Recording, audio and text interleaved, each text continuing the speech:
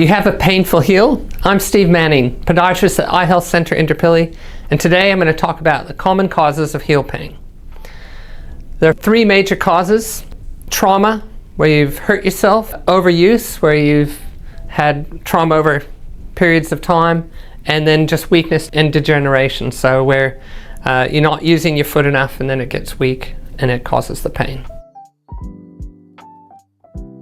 So there's four major causes of heel pain.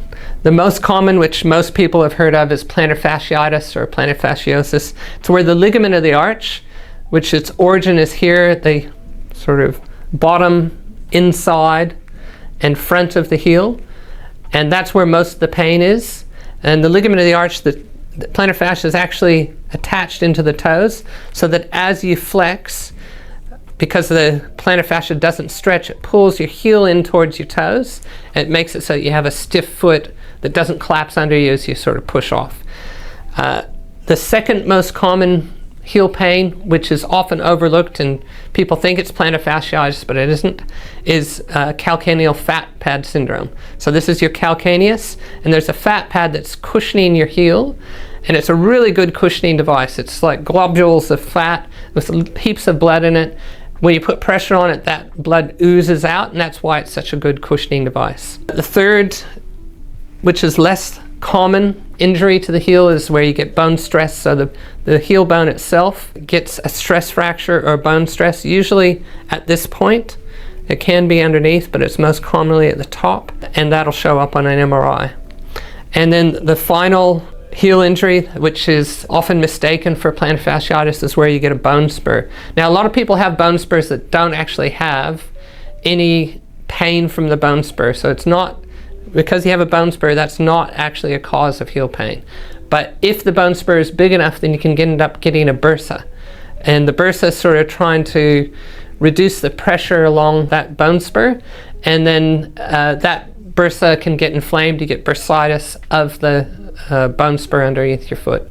So those are the four major causes of heel pain. Okay, so four different types of heel pain. How are they diagnosed? The most significant way of diagnosing them is actually by the history. So what are the symptoms? It can be the location. So certainly with plantar fasciitis, it's localized just to that spot. Very rare to get plantar fascia pain in the rest of the arch. The fat pad doesn't actually cover up the location of the plantar fascial origin. So if there's pain in other locations, it's more likely to be the fat pad. The other thing about the fat pad is when you're walking, you basically land on the outside edge of the foot. That's the spot most likely that's going to get ruptured, because you'll step on something to cause the pain. If you look at bursitis, it's sort of just central to the heel. So it's again very localized to that spot. So the location has a lot to do with whether it's painful or not. There's clinical tests that we can do. It's not just palpation, but there's a test for calcaneal stress fracture, where we're just pinching the heel bone between the palms of our hand.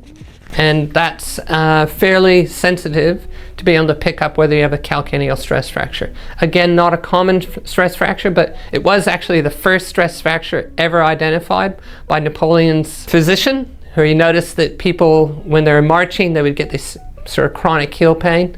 So it was actually, the original stress fractures were called march fractures, from the French soldiers that were getting stress fractures in the heel bone.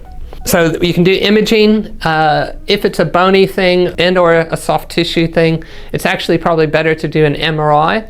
But if it's just the plantar fascia that you're thinking about, or the bursitis, an ultrasound will be just as effective. We don't generally do just radiographs, x-rays for heel pain. It's better to do either the ultrasound or the MRI. But you don't even have to do imaging if you're sort of feeling that you can clinically diagnose the problem. Then it's not necessary that you have to do imaging. And then there's diagnostic treatment as well. So if there's a specific injury, different injuries require different types of treatment.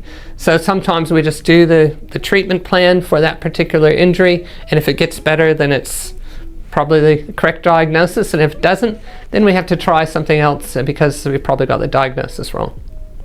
So if you have heel pain, or you have any other podiatry issues that you need checking out, come and see me at the Eye Health Center Indooroopilly.